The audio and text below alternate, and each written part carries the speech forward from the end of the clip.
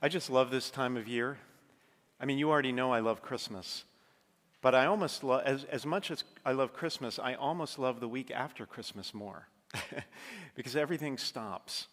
The office is closed, the staff are in their blessed homes, the door doesn't ring, the phone doesn't sound. It's nice to just take a chill week, right? And let go a little bit. Next week, everything starts again. We're going to be starting a brand new message series for Epiphany on January 7th that we're calling One Among. It's all about seeing you through God's eyes. It's going to be a beautiful and uplifting series. I hope you'll join us for that. But tonight, I just wanted to share some thoughts about the Holy Family from the heart. I wanted to talk about that a little bit since we are celebrating the Feast of the Holy Family. And now is the perfect time to talk about family or to think about family because this feast usually is sandwiched in between Christmas and New Year's when a lot of family are still in town and people are enjoying each other. They're spending kind of a week, a relaxing week at home, watching football games, watching more Christmas movies, eating Christmas dinner leftovers, and just enjoying each other's company. Maybe some of your relatives are still with you, or maybe you're visiting some of your relatives still. So it's a natural time to think about family and the importance of family. You know, Jesus, if you think about it, Jesus could have come in a variety of ways to earth. He didn't have to come as a little baby born to two human parents in a family to whom he would have to show obedience and would have to submit to their authority, right? He could have come in a variety of ways. Heaven, God could have beamed him down like Star Trek, right? Remember that? Beam me up, Scotty, beam me down, God. Somehow just materialized, transported to earth as a fully formed human. This is possible. I mean, the incarnation simply means God taking on flesh. It doesn't mean that he had to come as a baby. It was a choice, and it was chosen as a stamp of approval on the family, on the dignity and the importance of human family. That's why God did it. It was a stamp of approval on the dignity and the importance of human family. And the church has always recognized that. The church says that the family is the first and most vital cell of society. What does that mean? It means that the church sees it this way, that all of society is built on the foundation of the human family. That's how important it is.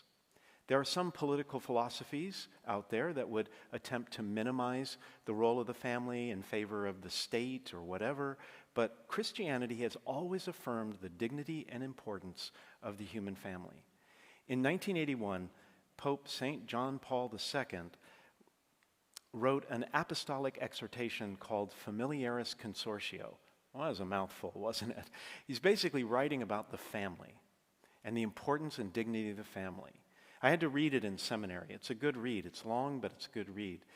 And in that apostolic exhortation, John Paul II talked about the rights of women, for instance, and the role of women in the family, the rights of children in the family, the obligation and duty of the father and things like that, and how the family relates to society and so on. But the one thing that I remember most especially was how John Paul II defined the mission of the family. What is the mission of the family? Why does it exist? And he said this: it is to guard, communicate, and reveal love. Isn't that beautiful? Love is the most powerful force on earth. So the human family has the most important job on earth: to guard, communicate, and reveal love.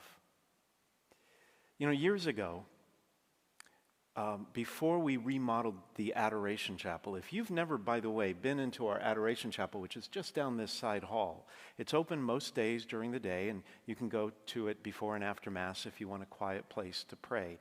It's absolutely gorgeous. It was remodeled by one of our parishioners. But before it was remodeled, I remember there was a tapestry that I used to love in there. It was a tapestry of the flight of Jesus, Mary, and Joseph into Egypt. You may know the story. After Jesus was born, an angel came and warned them that Jesus was in danger because King Herod wanted to get rid of the newborn king of the Jews, and he had no idea which baby boy it was, so he killed them all. And so the angel warns them to leave and take Jesus and leave, so they have to flee to Egypt. Well, on this tapestry, what I love about it so much is it's at night, and it's got Joseph out front with a lantern, and the look on his face is so watchful. He's guarding, he's ready to protect, he's looking out for his family. And Mary is on the donkey, and she's got Jesus wrapped in a blanket tight, and she's protecting him against the cold. And even the donkey, I wish you could have seen this. The donkey had this expression on his face like, "Don't mess with my family." It was all about protecting Jesus. That's what the family does. It guards us. It protects our hearts. And I know not all families are perfect. Mine certainly wasn't. You've probably heard me talk about how growing up with my dad was no picnic, but he was still my dad. And your family is still your family, even if it's imperfect or dysfunctional or whatever.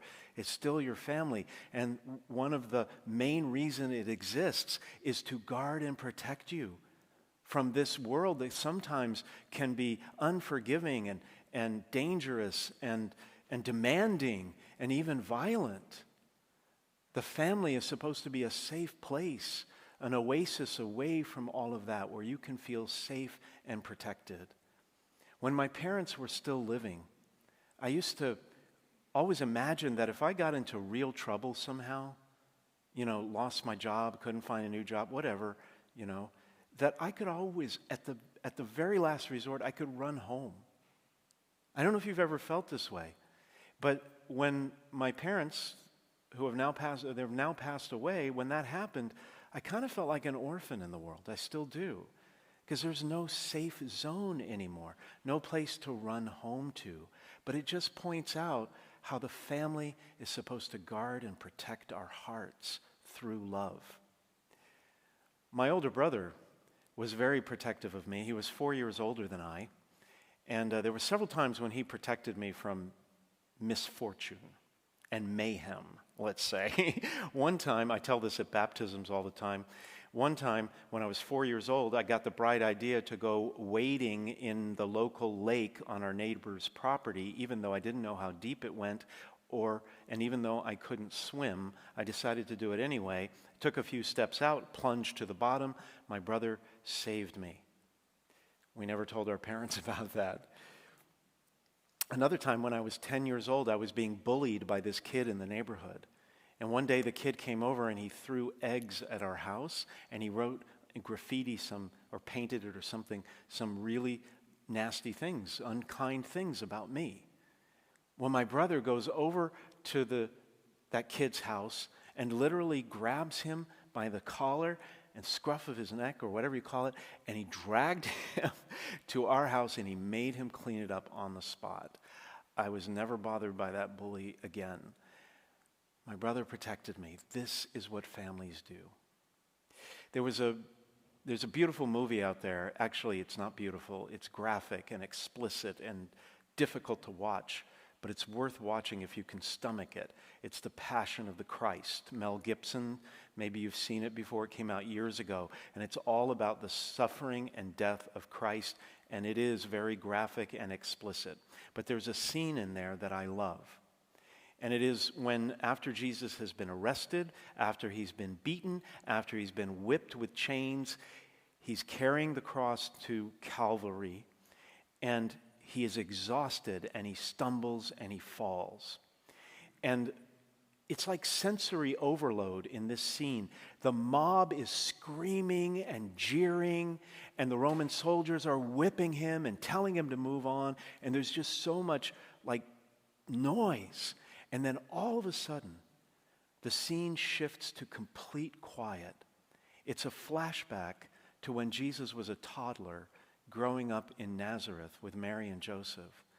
And Joseph, this scene is in the courtyard behind their home, and everything's quiet, and the birds are chirping, and Joseph is out doing what dads do. You know, he's probably firing up the grill for the barbecue. And Mary is standing there, and Jesus, the toddler, you know how toddlers walk, he had to learn how to walk. He fell, and he started crying as toddlers do. And just the tenderness with which Mary, as only mothers can do, ran to pick up Jesus and held him in her arms and protected him. And just as quickly, the scene shot back to all that mayhem and that noise and that chaos of the crucifixion. But for that brief moment, we saw that piece of what a family is supposed to do, to guard and protect us. Well, a Christian family also communicates love, as John Paul II says. It communicates love. What does that mean?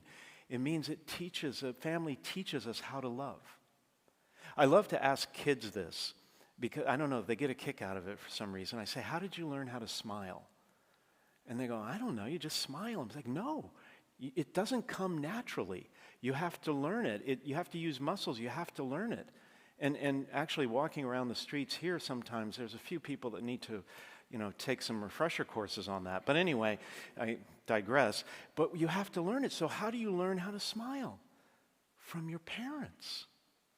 Your parents smile at you. Babies don't smile till about, 2 months or something like that? It's because they finally learn. And they see their parents smiling and expressing love, and they smile back. That's the second element of the reason a family exists, is to teach us how to love, to teach us how to be forgiving, to teach us how to be compassionate, sacrificial, selfless people. That's what a family does. It communicates love within itself. How many of you like Hallmark movies? Christmas Hallmark movies. Okay, come on now. Yeah, I know. Let's be brave. Come on, guys. I know you do. Anyway, I love Christmas Hallmark movies. It's like a 2-month marathon of just sappiness, but loveliness. And I got to thinking about this. It's like a formula, right?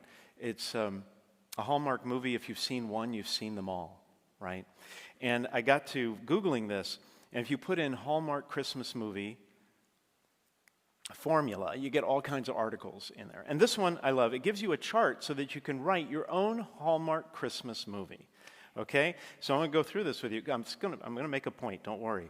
So you have a number of choices in the beginning. You choose from a big city lawyer, or a career-oriented writer, or a recently single baker in the big city, right? Or a world-weary interior designer in the big city. It's always in the big city, and it's always a woman. Okay, the protagonist in Christmas Hallmark movies are always the woman. Sorry, ladies, it's written for you, but we love them too. Anyway, you pick one of those, and then the next common element, you don't get to pick this, is that the protagonist returns to her small town family at Christmas time. It's always the same, right? Always returns to her family in the small town at Christmas. And then you get to choose again. Why does she return? To inherit something, to enter a folksy contest, to stop some company from closing, to save the family business, or whatever, to appease their sassy friend or widowed parent. You pick that. And then the next element is, and she magically falls in love, right? At Christmas time, in her small town at home. And then you get to pick again. She falls in love with a sensitive guy wearing plaid, or with an old flame, or with some guy and his dog, it doesn't matter, or with a single dad and his precocious child, or my personal favorite, a prince in disguise. It's always the same. The reason I bring this up is, think about it. Why does it work? It's because the protagonist, who is having a hard time in the big city, she's overworked, she's cynical, she's given up on love, she comes home and she finds love. The family is a cradle of love and teaches us how to love. Well, the last element of the mission of the family that Pope John Paul II talks about is that the family is supposed to reveal love. reveal love, because love cannot be contained just within, narrow borders. Love is effusive. It always goes beyond itself. That's how the world was created in Christian thought. God didn't have to create the world. The world was created because the love that the Father and the Son shared with the Holy Spirit as the bond of love was so perfect, so great, that it overflowed into creating the world. God the Father created everything through the Son with the Holy Spirit because that love overflowed. And so the love of the family has to be revealed. It has to overflow. If it's not overflowing to others, then something's wrong. I love to do funerals. No, let me back up. I don't love to do funerals. I love to learn about the person at funerals. And whenever we have a funeral, I meet with the family, and when it's an older person, it's usually the adult children that I meet with. And I always ask them the same question, is like, what was your mom or dad like as a parent? What was your home like? What was important to them? What did they really value? And there are some times when they say something that really moves me, and one of those things is when they say that, growing up, our house was the house on the block where everyone wanted to go. It was the house on the block where all the kids just gathered, and all the neighbors would just stop by and chat at any hour of the day or night. That's a beautiful thing. That's an example of love overflowing. Love being revealed by the family, where you just have hospitality for other people. Or it could be, another example would be caring for an elderly neighbor who is alone or recently widowed, or helping out, lending a helping hand with someone in your community who needs help, or caring for the poor, doing something together as a family with the poor. These are all ways that love is revealed. Well, we see this in the gospel reading as well. In the gospel reading, Jesus is taken to the temple by Mary and Joseph.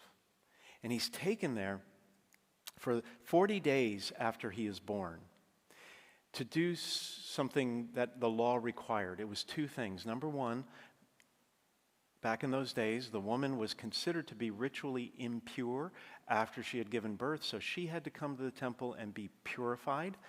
And the other reason was you brought the baby with you, and the baby was dedicated to God.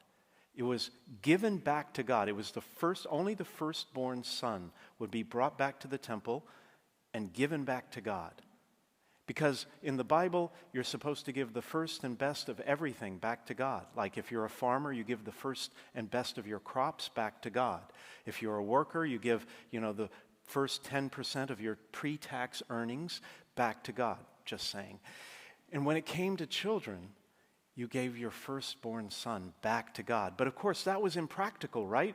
Because then the temple would be overrun with little baby boys, and who wants that? I mean, I love you kids, but in small doses.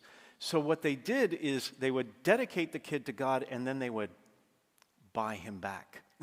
They would redeem him with an offering. That's why Mary and Joseph gave 2 turtle doves. If you were poor, you would offer 2 pigeons. If you were richer, you would offer a more, expensive offering. While they were there, this old man, Simeon, comes up, and he's full of the Holy Spirit, he's devout, he's righteous, and he has been waiting and waiting and waiting to see the Messiah, and God promised him that he would see the Messiah before he died. And now he knows that it's Jesus. And he says, "Now, Master, you can let your servant go in peace. My eyes have seen the salvation which you prepared for all the peoples, a light to reveal you to the nations and the glory of your people Israel." And then he turns to Mary and he says, "And your heart will be pierced. You will be pierced with a sword." What does he mean? Because he knows it has been revealed to him that one day Mary will have to give Jesus away to the world. That the love she has for him has to go beyond their family, and she will have to give him away. True love always radiates beyond itself. And so the family is called to also reveal love by caring for the poor, giving yourselves away somehow, being hospitable to others. As you go home tonight, I just invite you to take a few moments in these last hours before the New Year day, before New Year's, to give thanks to God for your family. As imperfect as they may be, as much as they may get on your nerves, as much as you are ready for them to go home or for you to go home, give thanks to God because they're still your family. Tell them that you're grateful for them. Promise never to take them for granted. And if you can find a way to share that love with others, to radiate that love, to reveal that love to others, that would be a wonderful thing. God bless you and Happy New Year.